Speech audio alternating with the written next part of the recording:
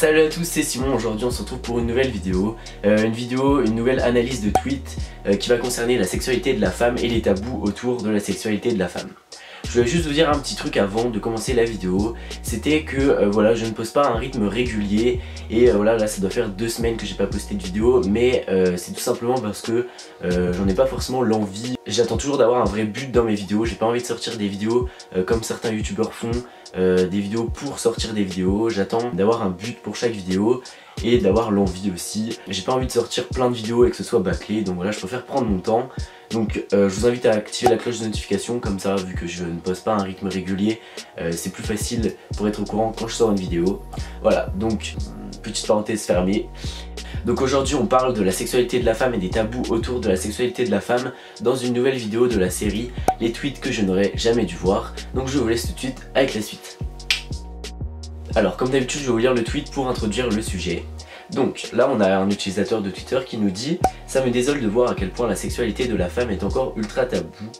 Si une femme a envie de se faire soulever ou se fait soulever autant de fois qu'elle le veut, force à elle d'être épanouie sexuellement, bordel, y a aucun sale pute ou salope qui tienne. » J'aurais aimé ne jamais voir ce tweet tout simplement parce que je suis totalement d'accord avec le fait que la sexualité de la femme ne devrait pas être tabou.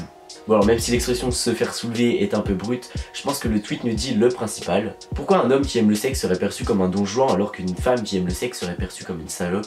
Scarlett Johansson avait d'ailleurs dit dans une interview: quand une femme dit aimer le sexe, c'est presque interdit.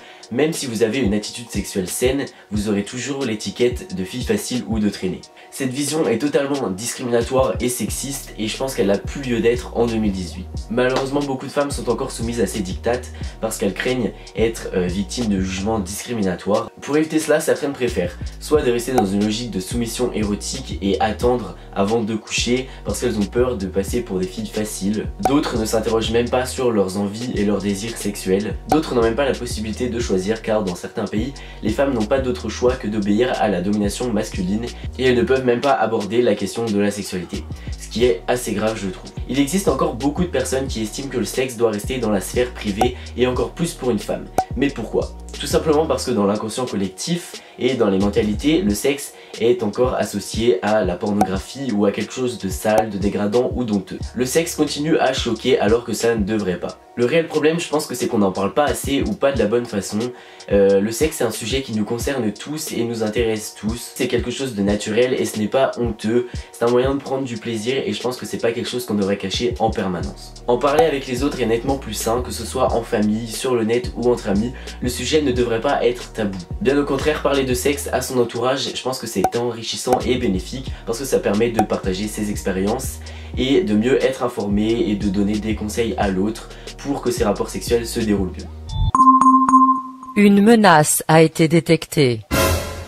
La masturbation est un sujet qui témoigne que la sexualité de la femme est encore plus taboue que celle de l'homme. Contrairement à la plupart des hommes, beaucoup de femmes n'assument pas le fait de se masturber et voient même ça parfois comme quelque chose de mal ou d'interdit. Pourtant la masturbation féminine ne devrait pas faire l'objet de tabous. Une femme comme un homme se masturbe si elle veut, de plus que la masturbation est quelque chose d'important pour mieux connaître son corps et comment lui procurer du plaisir avant d'avoir ses premiers rapports sexuels.